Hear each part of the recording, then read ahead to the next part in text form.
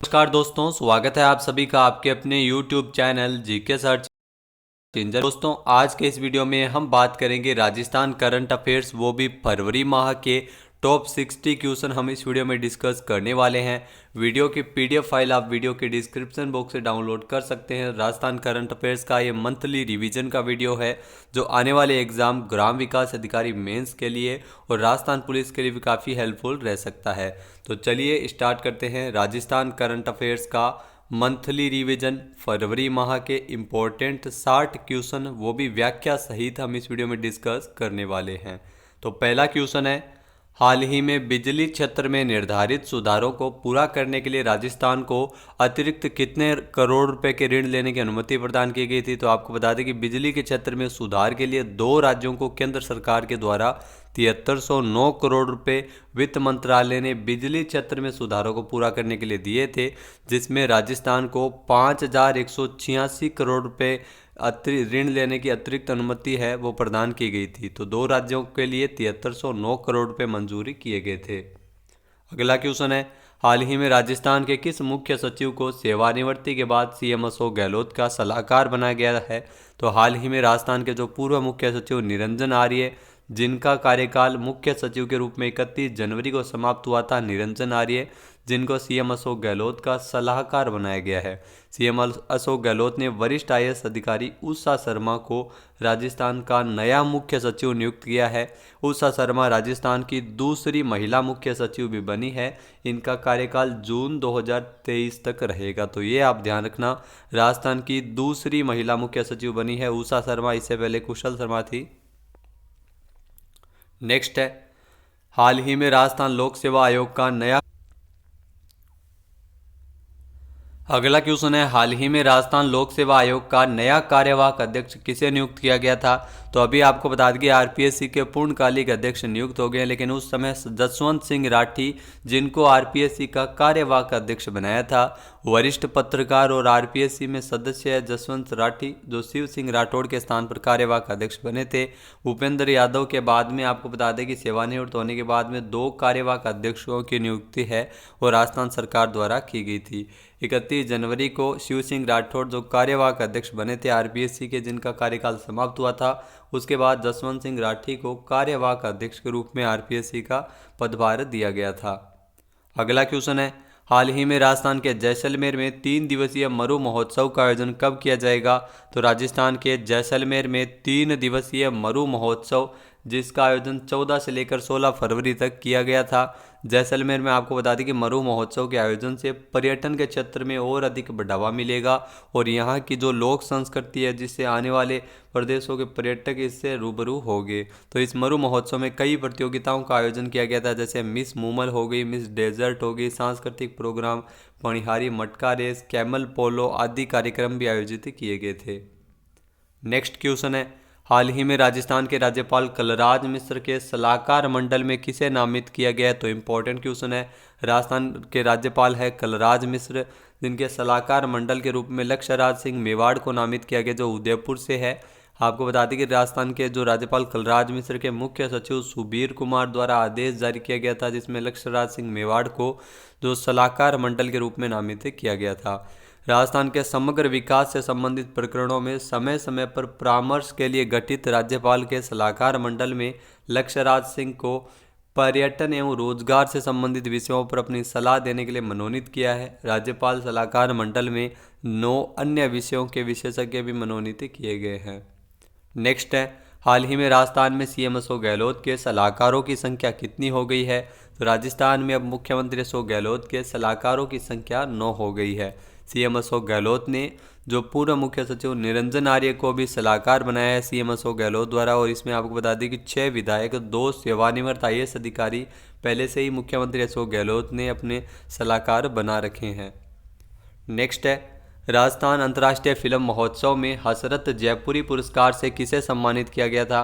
तो आपको किया जाएगा, आपको बता दें कि राजस्थान की जो सांस्कृतिक राजधानी जोधपुर में 25 से लेकर 30 मार्च 2022 तक आयोजित होने वाले राजस्थान अंतर्राष्ट्रीय फिल्म महोत्सव में प्रसिद्ध बॉलीवुड गीतकार शहीद कादरी को हसरत जयपुरी पुरस्कार से सम्मानित किया जाएगा। शहीद कादरी को अंतर्राष्ट्रीय फिल्म महोत्सव, जो राजस्थान अंतर्राष्ट्रीय फिल्म महोत्सव का ये 8वां संस्करण है, जो 25 से लेकर 30 मार्च 2022 तक जोधपुर में इसका आयोजन किया जाएगा और इसकी मेज़बानी रिफ फिल्म क्लब द्वारा की जाएगी। शहीद कादरी की अगर बात की जाए तो इनका जन्म 3 अक्टूबर 1960 को राजस्थान के जोधपुर में हुआ था। फिल्मी कैरियर शहीद कादरी की शुरुआत निर्देशक महेश भट्ट की फिल्म जिस्म से हुई थी। नेक्स्ट है, मुख्यमंत्री अशोक गहलोत ने प्रत्येक वर्ग के लिए न्यूनतम मजदूरी की दरों में कितने रुपए की बढ़ोतरी करने के प्रस्ताव को मंजूरी प्रदान की है। तो सीएम अशोक गहलोत द्वारा जो प्रत्येक वर्ग के लिए न्यूनतम मजदूरी की दरों में 7 रुपये प्रतिदिन के हिसाब से बढ़ोतरी किए जाने के प्रस्ताव को मंजूरी प्रदान की है। इस प्रस्ताव के अनुसार मजदूरों एवं कामगारों के आर्थिक हित को ध्यान में रखते हुए इन दरों को 1 जुलाई 2021 की पिछली तारीख से लागू किया जाएगा। सरकार द्वारा अपने एक बयान के अनुसार प्रस्ताव की मंजूरी के बाद अब अकुशल श्रमिकों को 252 रुपये के स्थान पर 259 रुपये प्रतिदिन या 6,734 रुपये प्रतिमाह, अर्धकुशल श्रमिकों को 264 के स्थान पर 271 रुपये प्रतिदिन यानी 7,046 रुपये प्रतिमाह, कुशल श्रमिक की बात की जाए तो 276 के स्थान पर इनको 283 रुपये प्रतिदिन मिलेंगे यानी 7,353 रुपये प्रतिमाह। उच्च कुशल श्रमिकों की अगर बात की जाए तो इनको 326 रुपये के स्थान पर 333 रुपये मजदूरी है। न्यूनतम मजदूरी की दरों में वृद्धि की गई है, 8,658 रुपये प्रतिमाह इनको मिलेंगे। न्यूनतम मजदूरी की दरों में पिछली वृद्धि 27 रुपये प्रतिदिन के हिसाब से 1 जुलाई 2020 को की गई थी। नेक्स्ट है, हाल ही में राजस्थान में मुख्यमंत्री अशोक गहलोत वित्त मंत्री के रूप में वित्तीय वर्ष 2022-23 का बजट कब पेश किया था। तो आपको बता दें कि बजट पेश हुआ था 23 फरवरी को। जी हाँ, 23 फरवरी को आम बजट पेश किया गया था। वित्त वर्ष और बजट सत्र की शुरुआत 9 फरवरी से राजस्थान के राज्यपाल कलराज मिश्र के अभिभाषण के साथ की गई थी। तो 23 फरवरी को बजट है वो पेश किया गया था। नेक्स्ट है, हाल ही में राजस्थान के जैसलमेर में भारतीय वायुसेना के सबसे बड़े युद्धाभ्यास वायु शक्ति 2022 का आयोजन कब किया गया था। तो आपको बता दें कि राजस्थान की जो पश्चिमी सीमा पर स्थित जैसलमेर की चांदन फील्ड फायरिंग रेंज में भारतीय वायुसेना का ये सबसे बड़ा वायु युद्धाभ्यास जिसका नाम था वायु शक्ति 2022, इसका आयोजन 10 फरवरी को किया गया था। इस युद्धाभ्यास में वह भारतीय वायुसेना की पूरी ताकत के साथ हिस्सा लेती है। वायुसेना के 150 से अधिक लड़ाकू विमान, हेलीकॉप्टर्स, ट्रांसपोर्ट एयरक्राफ्ट इसमें हिस्सा लिए थे। वायुसेना हर 3 साल में रियल टाइम युद्धाभ्यास यानी फायर पावर डिस्प्ले का आयोजन करती है और इससे पहले साल 2019 में वायु शक्ति 1 का भी आयोजन किया गया था। नेक्स्ट है, राजस्थान संस्कृत अकादमी की ओर से जयपुर में महाकवि माघ महोत्सव का आयोजन कब किया जाएगा। तो आपको बता दें कि राजस्थान संस्कृत अकादमी की ओर से जयपुर में आज़ादी के अमृत महोत्सव के मौके पर महाकवि माघ महोत्सव का आयोजन किया जा रहा है। इसका आयोजन 16 फरवरी से लेकर 16 मार्च तक हो रहा है, वो भी हाइब्रिड रूप से यानी ऑनलाइन भी और ऑफलाइन भी। Grammy award winner Padma Bhushan पंडित विश्व मोहन भट्ट के द्वारा अपनी नवीन राग रचना माघ बेस पर संस्कृत गीत का प्रेजेंटेशन भी किया गया था। नेक्स्ट है, हाल ही में डीएनए फिंगरप्रिंट लैब राजस्थान के कितने मेडिकल कॉलेजों में शुरू होगी। तो डीएनए फिंगरप्रिंट लैब है वो कोटा सहित प्रदेश के 4 मेडिकल कॉलेजों में शुरू होगी और इन चारों मेडिकल कॉलेजों के स्तर के बाद विभिन्न आपराधिक मामलों में डीएनए टेस्ट किए जा सकेंगे। अब तक आपको बता दें कि प्रदेश के जो मेडिकल कॉलेज स्तर पर डीएनए टेस्टिंग की सुविधा नहीं है, पूरे स्टेट में सिर्फ जयपुर एफएसएल डीएनए करती है। इसके लिए पुलिस राज्य भर के जिलों से सैंपल भेजती है और जिसकी रिपोर्ट आने में काफ़ी समय लग जाता है। अब कोटा, जयपुर, जोधपुर और उदयपुर मेडिकल कॉलेजों में भी डीएनए फिंगरप्रिंट लैब है वो सीएम अशोक गहलोत की बजट घोषणा के अनुरूप इसकी शुरुआत की जा रही है और 23.40 करोड़ रुपये का बजट इन चारों लैबों के लिए स्वीकृत किया गया है। नेक्स्ट है, हाल ही में राजस्थान में दिल्ली की तर्ज पर जयपुर के विधायक नगर में कॉन्स्टिट्यूशनल क्लब का शिलान्यास कब किया गया था। तो आपको बता दें कि 9 फरवरी को सीएम अशोक गहलोत ने इस कॉन्स्टिट्यूशनल क्लब ऑफ राजस्थान का शिलान्यास किया था। तो राजधानी जयपुर के विधायक नगर में इस कॉन्स्टिट्यूशनल क्लब का निर्माण किया जा रहा है।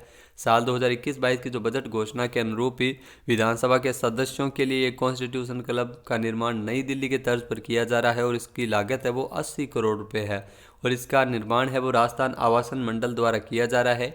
निर्माणाधीन विधायक आवास परियोजना के तहत ही इसका निर्माण हो रहा है। नेक्स्ट है, राजस्थान के किस जिले में दुनिया के तीसरे सबसे बड़े क्रिकेट स्टेडियम का शिलान्यास 5 फरवरी को किया गया था? तो आपको बता दें कि जयपुर के चौंप गांव में इस दुनिया के तीसरे सबसे बड़े क्रिकेट स्टेडियम का शिलान्यास किया गया था 5 फरवरी को। राजस्थान के जयपुर दिल्ली बाईपास पर चौंप गांव में इसका शिलान्यास हुआ था। बीसीसीआई के अध्यक्ष सौरव गांगुली और सेक्रेटरी जय शाह द्वारा इसमें वर्चुअल रूप से शामिल हुए थे। 280 करोड़ रुपए की लागत से इस स्टेडियम के पहले फेज का निर्माण 2.5 से 3 साल के अंतर्राष्ट्रीय स्टेडियम के प्रोजेक्ट का कार्य पूरा होने का लक्ष्य रखा गया है। दुनिया का तीसरा सबसे बड़ा और देश का दूसरा सबसे बड़ा क्रिकेट स्टेडियम होगा। इसमें दर्शकों के बैठने की क्षमता 75,000 होगी। इसके अलावा आपको बता दें कि निर्माणाधीन 2 फेज में इसका निर्माण करवाया जाएगा। 1,10,000 की दर्शक क्षमता के साथ अहमदाबाद में बना मोटेरा स्टेडियम दुनिया का सबसे बड़ा क्रिकेट स्टेडियम है। नेक्स्ट है, हाल ही में किस राज्य में नई शराब नीति जारी की गई है? तो राजस्थान में कोरोना काल के बीच आबकारी विभाग ने नई शराब नीति जारी की है। खास बात यह है कि यह नीति 2 साल तक के लिए है। शराब नीति 1 वित्तीय वर्ष के लिए जारी होती थी, लेकिन नई शराब नीति को 2 वर्ष के लिए जारी किया गया है। अगर विभाग के द्वारा निर्धारित किए गए अनुसार रेवेन्यू नहीं दिया है तो आपको 2 साल तक दुकान शराब की आपकी होगी। और प्रदेश में कुल 7,665 शराब की दुकानें हैं। पिछले साल 13,250 करोड़ रुपए का लक्ष्य था, जिसे बढ़ाकर रेवेन्यू का 15,000 करोड़ रुपए किया गया है। और दुकानों का लॉटरी सिस्टम के आधार पर दुकानों का आवंटन किया जाता था। पिछले साल इसमें बदलाव किया और ऑनलाइन नीलामी प्रक्रिया शुरू हुई, जिसमें देसी और अंग्रेजी शराब की दुकानों को भी कंपोजिट किया गया था। नेक्स्ट है, हाल ही में यूनाइटेड नेशंस के शांति मिशन के लिए राजस्थान के कितने पुलिस अधिकारियों का चयन किया गया है? तो यूनाइटेड नेशंस के शांति मिशन के लिए राजस्थान के 5 पुलिस अधिकारियों का चयन किया गया है। 29 जनवरी से लेकर 7 फरवरी तक UNSAT परीक्षा, जो साउथ सूडान, साइप्रस और अन्य देशों में शांति मिशन में प्रतिनियुक्ति के आधार पर भेजा जाएगा इन अधिकारियों को। इस परीक्षा में वंदना भाटी, ज्ञान सिंह चौधरी और इसके अलावा रोहित श्रीवास्तव, कल्पना सिंह, भावना परमार ने यह परीक्षा उत्तीर्ण की है। इस परीक्षा में देश भर से 151 पुलिस अधिकारियों ने हिस्सा लिया था, जिसमें 69 अधिकारियों का चयन है वो इस सूची में किया गया था। नेक्स्ट है, हाल ही में Rajasthan state agro industry development board के गठन को मंजूरी किसने प्रदान की है? तो CM अशोक गहलोत ने इस बोर्ड के गठन को मंजूरी प्रदान की है, जो कृषि विपणन तंत्र को मजबूत करेगा और किसानों की आय को बढ़ाने के उद्देश्य से Rajasthan state agro industry development board का गठन किया गया है। ये बोर्ड किसानों की आय बढ़ाने के लिए ठोस नीति बनाएगा और इसके प्रभावी क्रियान्वयन के संबंध में भी सुझाव देगा। नेक्स्ट है, हाल ही में राजस्थान में माध्यमिक शिक्षा बोर्ड में नए सचिव के रूप में किसने पदभार ग्रहण किया है? तो हाल ही में राजस्थान माध्यमिक शिक्षा बोर्ड अजमेर में नए सचिव के रूप में मेघना चौधरी ने पदभार ग्रहण किया था। रीट पेपर लीक मामले में अरविंद सेंगवा को निलंबित किया गया था। एक बार फिर से मेघना चौधरी को सौंपा गया है सचिव का चार्ज। इससे पहले 2015 से लेकर 2020 तक बोर्ड में सचिव रह चुके हैं मेघना चौधरी। नेक्स्ट है, हाल ही में राजस्थान में विदेश मंत्रालय ने पूर्ण पासपोर्ट सेवा केंद्र कहाँ प्रारंभ करने का निर्णय लिया है? तो संसदीय क्षेत्र कोटा बूंदी को एक और सौगात मिली है, जिसमें आपको बता दें कोटा में विदेश मंत्रालय ने पूर्ण पासपोर्ट सेवा केंद्र प्रारंभ करने का निर्णय लिया है। अभी नयापुरा स्थित डाकघर में पोस्ट ऑफिस पासपोर्ट सेवा केंद्र संचालित है कोटा में, जिसमें पासपोर्ट बनने में काफ़ी समय लगता है क्योंकि पूर्ण पासपोर्ट सेवा केंद्र नहीं है, इसलिए जयपुर तक के चक्कर लगाने पड़ते हैं। तत्काल पासपोर्ट भी सेवा नहीं है, लेकिन अब कोटा में पूर्ण पासपोर्ट सेवा केंद्र बनने से तत्काल पासपोर्ट भी कोटा में बन सकेंगे और आवेदनों की संख्या बढ़ेगी। नेक्स्ट है, हाल ही में राजस्थान इंटरनेशनल फिल्म फेस्टिवल में किसे लाइफ टाइम अचीवमेंट अवार्ड से सम्मानित किया गया था? तो रिफ के, जो आपको बता दें कि इस पुरस्कार से सम्मानित किया जाएगा। रिफ के इस समारोह में लेखक, निर्माता और निर्देशक चंद्रशेखर नार्वेकर एंड चंद्रा को लाइफ टाइम अचीवमेंट अवार्ड दिया जाएगा। राजस्थान इंटरनेशनल फिल्म फेस्टिवल रिफ क्लब की ओर से राजस्थान दिवस के अवसर पर जो 25 से लेकर 30 मार्च 2022 तक इस राजस्थान इंटरनेशनल फिल्म फेस्टिवल का 8वां संस्करण है जो आयोजित किया जा रहा है। निर्माता निर्देशक चंद्रशेखर नार्वेकर, जिनका जन्म मुंबई महाराष्ट्र में हुआ था, उनकी सबसे सफल फिल्में अंकुश, प्रतिघाट, तेजाब और नरसिम्हा जैसी फिल्में थी।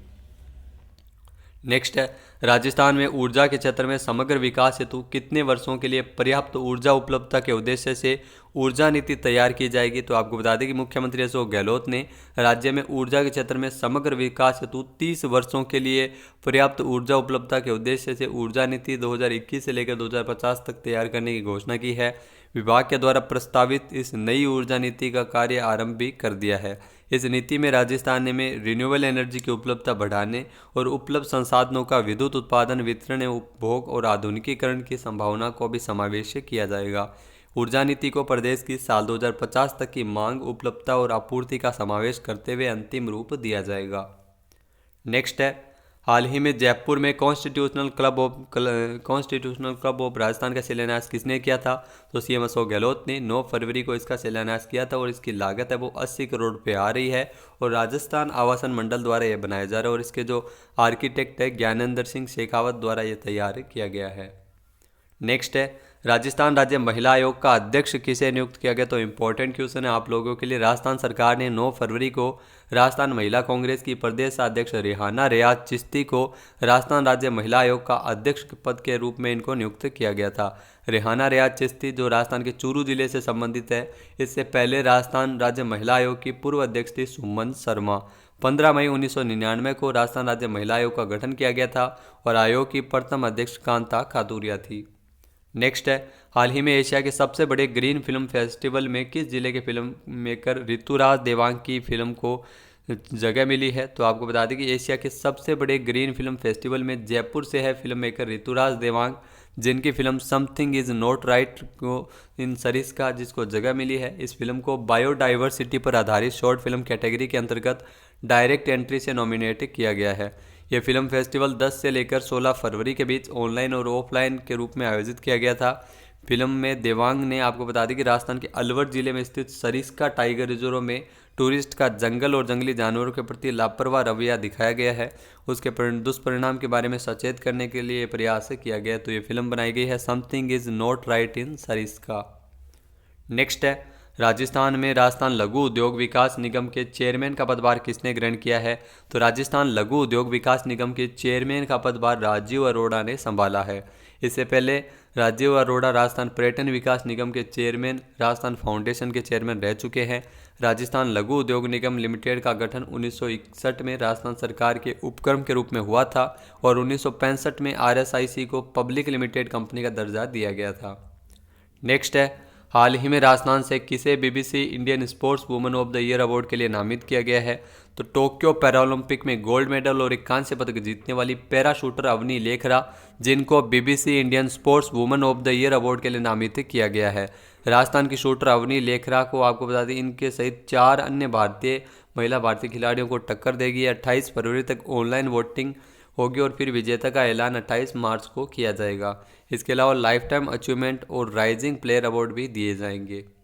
नेक्स्ट है, हाल ही में राजस्थान सरकार द्वारा वित्त वर्ष 2022-23 के लिए आम बजट कब पेश किया जाएगा? तो आपको बता दें 23 फरवरी को वित्त वर्ष 2022-23 के लिए राजस्थान सरकार ने आम बजट पेश किया था। खास बात यह है कि आम बजट के साथ कृषि बजट को अलग से प्रस्तुत किया गया था, तो ये आप ध्यान में रखिएगा।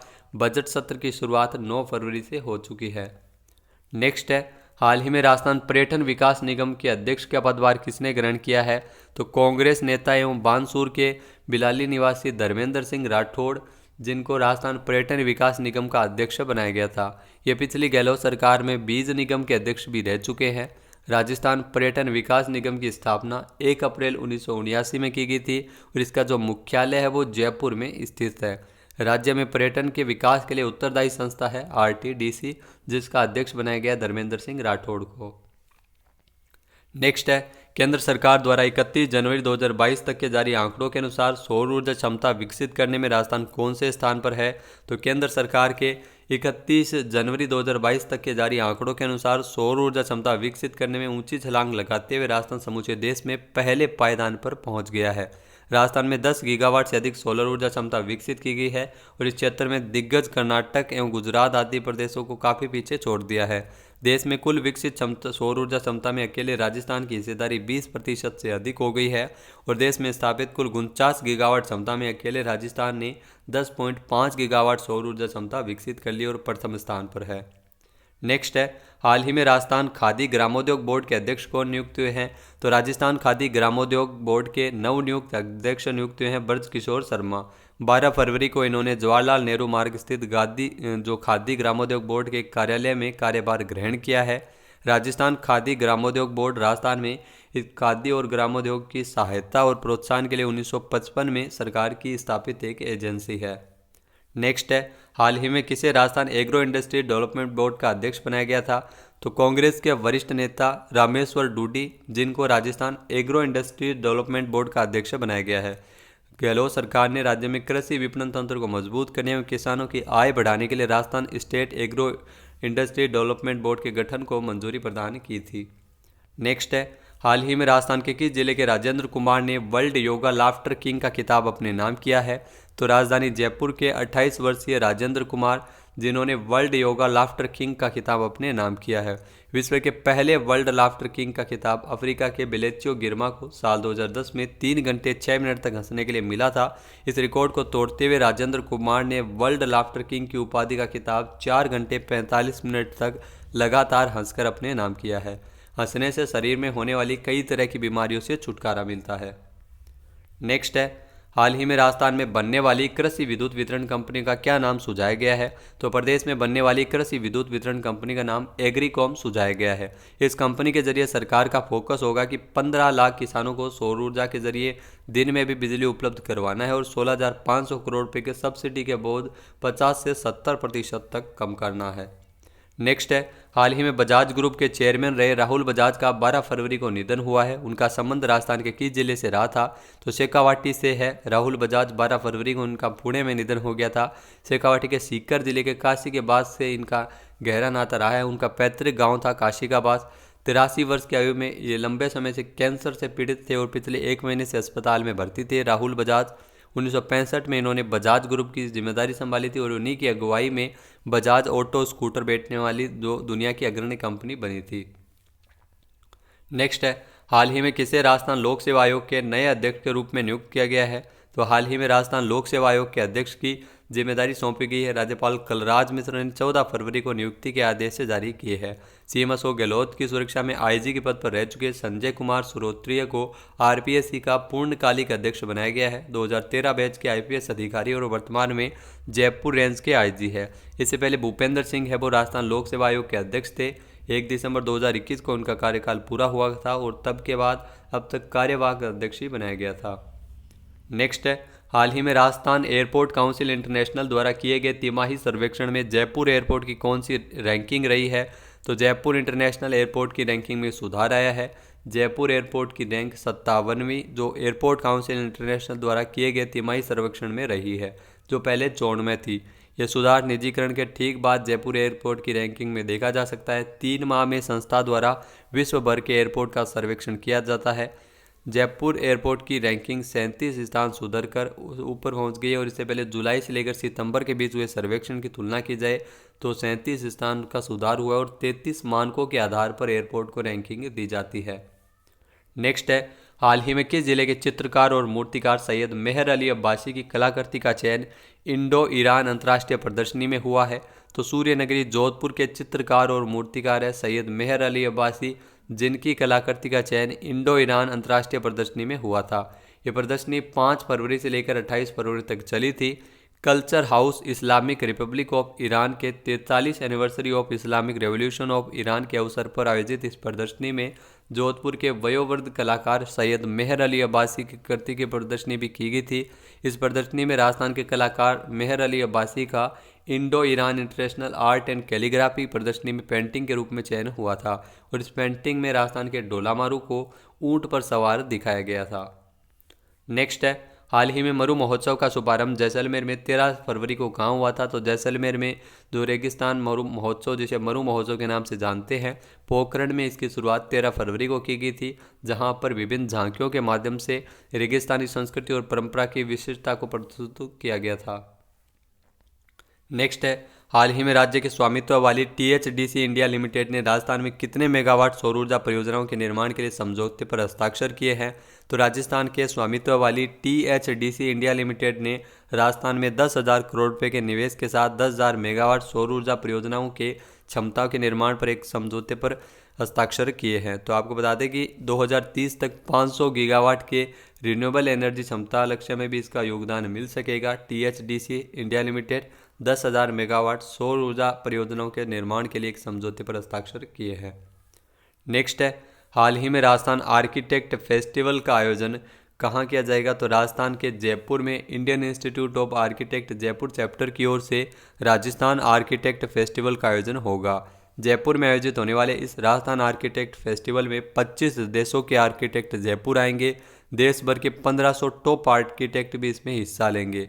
आर्किटेक्ट वे पेशेवर व्यक्ति होते हैं जो किसी भी मकान, दुकान, शॉपिंग मॉल, वाणिज्य परिसर, कार्यालय या निर्माण स्थलों के लिए डिजाइन या नक्शा तैयार करते हैं।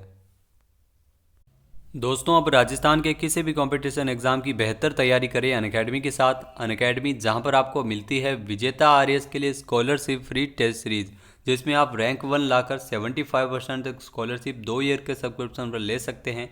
तो अनअकैडमी पर आपको और भी शानदार ऑफर मिल रहे हैं। रीट लेवल 1 और लेवल 2 के लिए आप यहां से फ्री प्रैक्टिस टेस्ट अनअकैडमी से ले सकते हैं।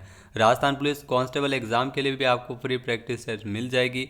इसके अलावा प्लस फीचर्स भी काफ़ी शानदार है, जिसमें इंडिया के टॉप एजुकेटर्स आपको एक ही प्लेटफॉर्म पर मिलते हैं।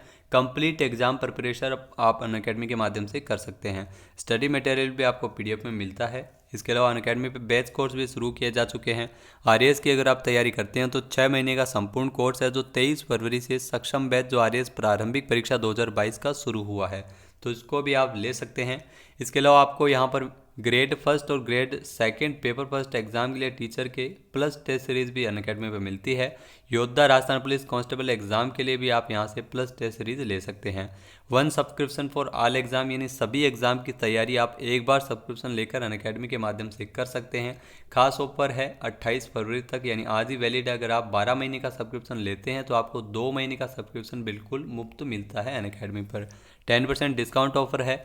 जो हमारा रेफरल कोड है SE10, उसको यूज करके आप 10% डिस्काउंट है वो सब्सक्रिप्शन ले सकते हैं अनअकैडमी के माध्यम से। यहाँ पर आपको कॉम्बो सब्सक्रिप्शन भी मिलता है, तो आज ही अनअकैडमी ज्वाइन कीजिए।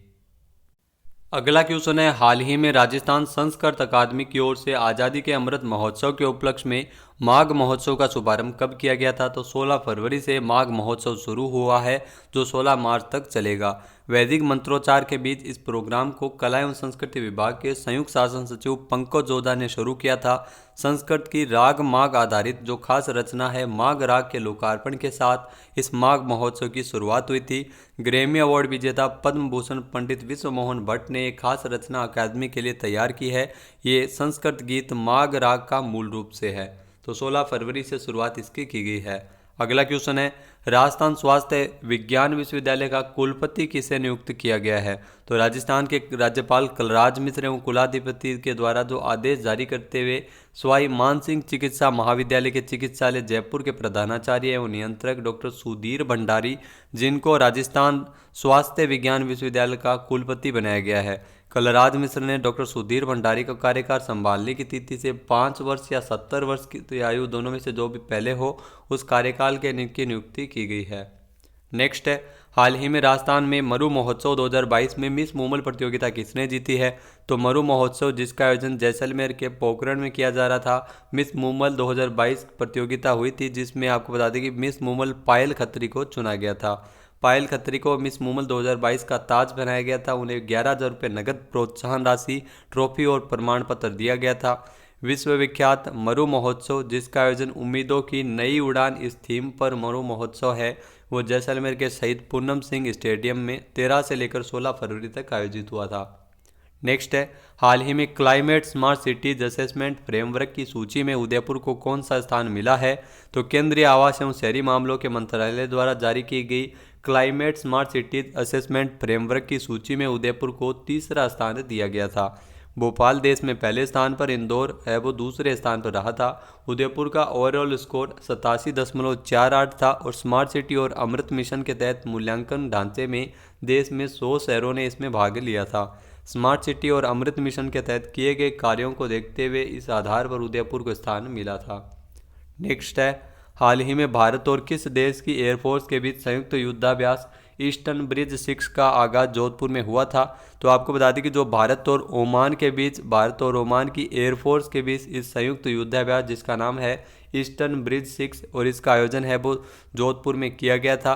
19 से लेकर 25 फरवरी तक इसका आयोजन वो जोधपुर में हुआ था, जिसमें रॉयल एयरफोर्स ऑफ ओमान के 50 सदस्यों का विमान है वो जोधपुर आया था। इसके अलावा 19 फरवरी को 5 F-16 जेट विमान और 60 से ज़्यादा सदस्यों को लेकर विमान है वो जोधपुर पहुंचा था। तो एक सप्ताह तक जोधपुर के आसमान में चलने वाले इस युद्धाभ्यास के दौरान ओमान के पायलट भारतीय वायुसेना के पायलट्स के साथ सुखोई 13 विमान के साथ उड़ाएंगे और डेजर्ट पर हमला करने की ट्रेनिंग ली थी।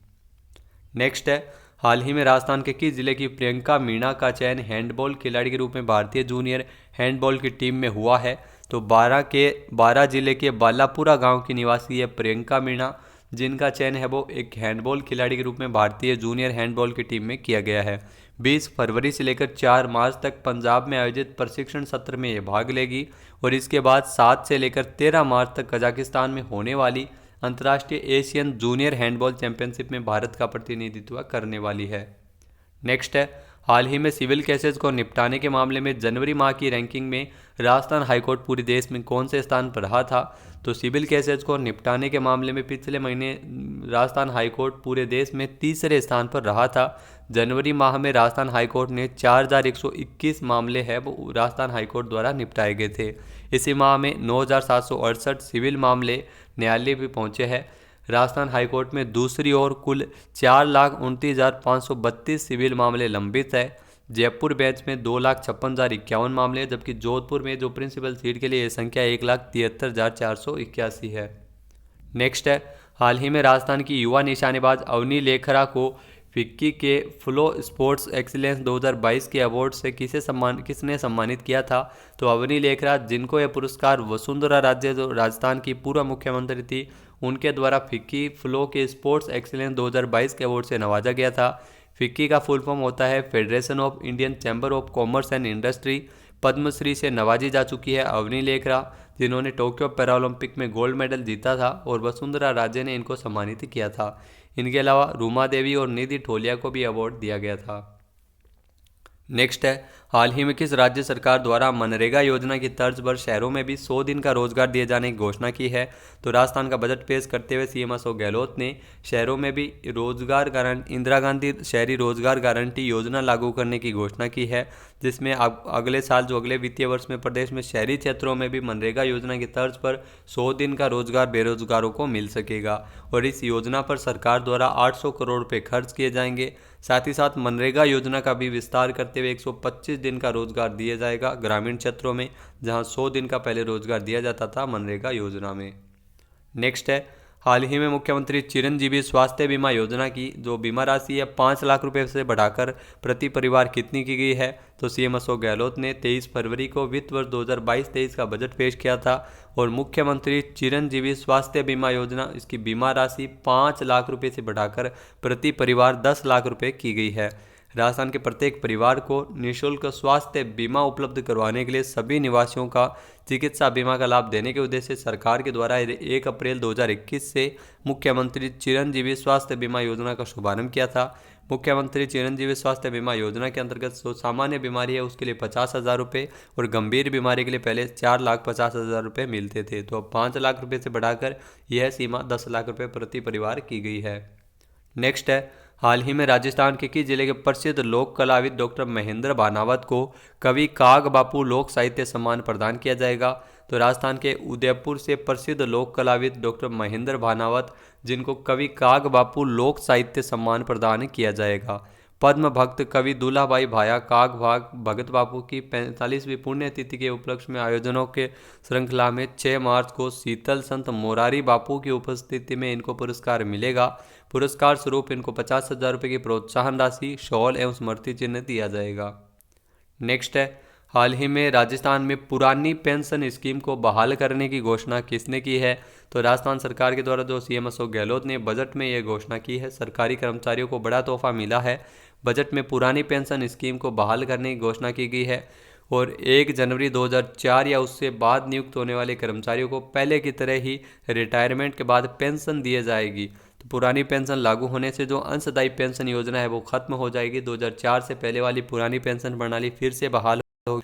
पुरानी पेंशन योजना के तहत इसमें वेतन की आधी राशि पेंशन में मिलेगी, जबकि नए पेंशन सिस्टम के अनुसार कर्मचारियों को खुद पैसा कटवाना होता था। और इसके साथ ही अब पुरानी पेंशन बहाल होने से 1 अप्रैल 2022 से संविदा कर्मियों की सैलरी भी 20% बढ़ेगी। नेक्स्ट है, हाल ही में राजस्थान सार्वजनिक परीक्षा भर्ती में अनुचित साधनों की रोकथाम के अध्यादेश विधेयक 2022 विधानसभा में कब पेश किया गया था? तो 24 फरवरी को इस विधेयक को पेश किया था। सरकार के द्वारा जो प्रतियोगी परीक्षा में पारदर्शिता से करवाने के लिए और नकल पर नकेल कसने के लिए राजस्थान सरकार द्वारा इस विधेयक को लाया गया है। इस विधेयक में अमल में अगर आ जाता है तो नकल कराने और पेपर लीक जैसे अपराधों को गैर जमानती अपराध माना जाएगा। 5 से लेकर 10 साल तक की सजा का प्रावधान और 10 लाख से लेकर 10 करोड़ रुपए तक के जुर्माने का प्रावधान भी इसमें रखा गया है। तो राजस्थान सार्वजनिक परीक्षा भर्ती में अनुचित साधनों की रोकथाम हेतु अध्यादेश विधेयक 2022 को पेश किया गया था, जिसमें दोषी अगर नकल में पाया जाता है तो आरोपियों की संपत्ति कुर्क करने का भी प्रावधान इस विधेयक में है। नेक्स्ट है, हाल ही में राजस्थान पर्यटन विकास कोष के लिए कितने करोड़ रुपए का प्रावधान किया गया है? तो राजस्थान सरकार द्वारा बजट में पर्यटन विकास कोष के लिए 1000 करोड़ रुपए का प्रावधान किया गया है। माना जा रहा है कि राज्य में टूरिज्म सेक्टर को इससे काफ़ी फायदे मिलेंगे और हॉस्पिटैलिटी सेक्टर में भी काफ़ी वृद्धि हो सकेगी। राजस्थान सरकार ने पर्यटन एवं आतिथ्य क्षेत्र को उद्योग का दर्जा दिए जाने की घोषणा की थी। सीएम अशोक गहलोत ने राजस्थान विधानसभा बजट में 2022-23 पेश करते हुए घोषणा की है। तो राजस्थान पर्यटन विकास कोष 1000 करोड़ रुपए का इसके लिए गठन किया गया है। नेक्स्ट है, हाल ही में राजस्थान में CISF की तर्ज पर RISF के गठन की घोषणा किसने की है? तो CISF की तर्ज पर अब राजस्थान में भी RISF यानी राजस्थान इंडस्ट्रियल सिक्योरिटी फोर्स का गठन किया जाएगा। सीएम अशोक गहलोत ने 23 फरवरी को बजट भाषण के दौरान ये अहम घोषणा की थी। इसमें फिलहाल 2000 सुरक्षा कर्मियों की भर्ती भी की जाएगी और इसकी जो तैनाती है इन सुरक्षा कर्मियों की रिको जैसे इंडस्ट्रियल एरिया में होगी। तो सेंट्रल इंडस्ट्रियल सिक्योरिटी फोर्स की तर्ज पर राजस्थान इंडस्ट्रियल सिक्योरिटी फोर्स का भी गठन होगा। नेक्स्ट है, हाल ही में राजस्थान में प्रस्तावित मुख्यमंत्री चिरंजीवी दुर्घटना बीमा योजना में कितने लाख रुपए तक का दुर्घटना बीमा कवर निःशुल्क उपलब्ध होगा? तो 5 लाख रुपए तक का दुर्घटना बीमा कवर मिलेगा। सरकार द्वारा एनजीओ के सहयोग से पूर्ण प्रयास किया जा रहा है कि दुर्घटनाओं को कैसे कम किया जा सके और परिवार को दुर्घटना होने पर परिवार को संबल देना भी सरकार का दायित्व है। और इसी दृष्टि से मुख्यमंत्री चिरंजीवी दुर्घटना बीमा योजना लाए जाने की घोषणा की है। इसके अंतर्गत बीमित परिवार को 5 लाख रुपए तक का दुर्घटना बीमा कवर निःशुल्क उपलब्ध हो सकेगा। नेक्स्ट है, हाल ही में राजस्थान में कहां पर पेट्रोकेमिकल इन्वेस्टमेंट रीजन बनाया जाएगा? तो पचपदरा बाड़मेर में 383 वर्ग किलोमीटर क्षेत्र में पेट्रोकेमिकल इन्वेस्टमेंट रीजन बनेगा और इसके विकास के लिए 1000 करोड़ रुपये खर्च किए जाएंगे। बाड़मेर के पचपदरा में नया petroleum chemicals and petrochemical investment region बनाया जाएगा, जिससे प्रदेश के युवाओं को विभिन्न सेक्टर में बड़ी संख्या में रोजगार के अवसर मिलेंगे। पारादीप ओडिशा, दहेज गुजरात और तूतीकोरन तमिलनाडु की तरह ही राजस्थान में पेट्रोलियम सेक्टर में निवेश क्षेत्र को बढ़ावा मिलेगा। नेक्स्ट है, हाल ही में राजस्थान में मुख्यमंत्री दुग्ध उत्पादन संबल योजना के तहत किसानों को अनुदान 2 रुपये प्रति लीटर से बढ़ाकर कितना किया गया है? तो दुग्ध उत्पादक किसानों को दूध खरीद पर अब पहले से ज़्यादा सब्सिडी मिल सकेगी। सरकार ने दूध पर दी जाने वाली सब्सिडी को 5 रुपये प्रति लीटर कर दिया है। सीएम अशोक गहलोत ने इसकी घोषणा बजट में की थी, जहां पर पहले किसानों को 2 रुपये प्रति लीटर का अनुदान मिलता था। अब इस मुख्यमंत्री दुग्ध उत्पादक संबल योजना के तहत 5 रुपये प्रति लीटर अनुदान की राशि मिलेगी। नेक्स्ट है, हाल ही में भारत और ओमान का जो अभ्यास है, संयुक्त सैन्य अभ्यास वायुसेना का 21 से लेकर 25 फरवरी तक किस जिले में आयोजित किया गया था? तो भारत ओमान अभ्यास ईस्टर्न ब्रिज 6 जो 21 से लेकर 25 फरवरी तक जोधपुर वायुसेना स्टेशन में सफलतापूर्वक आयोजित किया गया था। मंत्रालय के अनुसार ओमान की रॉयल एयरफोर्स ने भारतीय वायुसेना के साथ अभ्यास में भाग लिया था। मुख्य उद्देश्य दोनों सेनाओं की परिचालन क्षमताओं को बढ़ाने की दिशा में परिचालन प्रदर्शन करना और सर्वोत्तम प्रथाओं का पारस्परिक आदान प्रदान करना था। नेक्स्ट है, हाल ही में राजस्थान सरकार द्वारा इंदिरा रसोई योजना, जिसमें 358 इंदिरा रसोइयों की संख्या बढ़ाकर कितनी की गई है? तो वर्तमान में 358 इंदिरा रसोइयों का संचालन किया जा रहा है और इसकी उपयोगिता को ध्यान में रखते हुए सरकार द्वारा इंदिरा रसोई की संख्या बढ़ाते हुए 1000 की गई है, जो पहले 358 थी। इस पर 250 करोड़ रुपए का वार्षिक व्यय भी किया जाना प्रस्तावित है। शहरी क्षेत्रों में बड़े कस्बों में ज़रूरतमंदों को, मजदूरों को या विभिन्न कार्य करने के लिए बाहर से आए व्यक्तियों को सस्ती दरों पर 8 रुपये में गुणवत्तापूर्ण भोजन उपलब्ध करवाया जाना, इंदिरा रसोई योजना की शुरुआत इसलिए की गई थी। नेक्स्ट है, हाल ही में राजस्थान सरकार द्वारा कितने करोड़ रुपए की लागत से मुख्यमंत्री जैविक खेती मिशन शुरू किया जाना प्रस्तावित है? तो मुख्यमंत्री किसान साथी योजना के अंतर्गत राजस्थान सरकार ने मुख्यमंत्री जैविक खेती मिशन शुरू किया जाना प्रस्तावित है, जिससे आगामी 3 वर्षों तक 4 लाख किसान है वो लाभान्वित होंगे। इस मिशन के अंतर्गत 600 करोड़ रुपए का प्रावधान किया गया है। तो राजस्थान किसान साथी योजना के अंतर्गत ये टोटल 11 मिशन है वो चलाए जाएंगे, जिसमें मुख्यमंत्री जैविक खेती मिशन भी शामिल है और इसके लिए 600 करोड़ रुपए आवंटित किए गए हैं।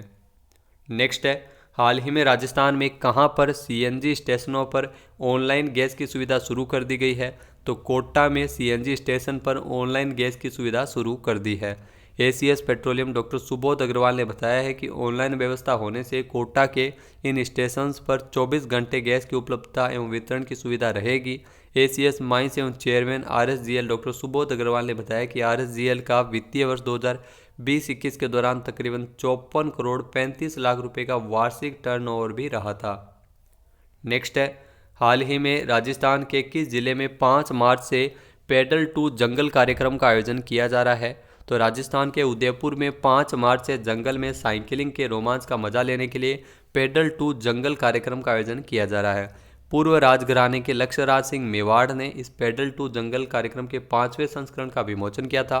5 मार्च को सिटी मार्च उदयपुर में रश आवर राइड के दौरान प्रतिभागियों को मिलेंगे और सम्मान भी प्रदान किया जाएगा और इस पर सहमति दी गई है। कार्यक्रम में 40 साइकिलिस्ट शामिल होंगे जो दिल्ली, मुंबई, असम, उत्तर प्रदेश, राजस्थान सहित अन्य राज्यों से आ रहे हैं।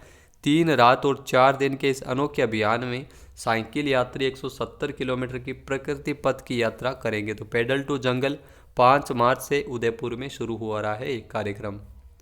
नेक्स्ट है, हाल ही में किस राज्य सरकार द्वारा ऊंट संरक्षण एवं विकास नीति लागू किए जाने के प्रस्ताव को मंजूरी प्रदान की गई है? तो हाल ही में राजस्थान सरकार द्वारा जो बजट पेश किया गया था 2022-23, जिसमें राजस्थान में ऊंट संरक्षण एवं विकास नीति लागू किए जाने का प्रस्ताव किया था। साथ ही साथ आपको बता दें कि राज्य में राज्य पशु है ऊंट, जिसके पालन, संरक्षण एवं समग्र विकास के लिए इस नीति के तहत अगले साल अगले वित्तीय वर्ष 10 करोड़ रुपए का प्रावधान भी किया जाएगा।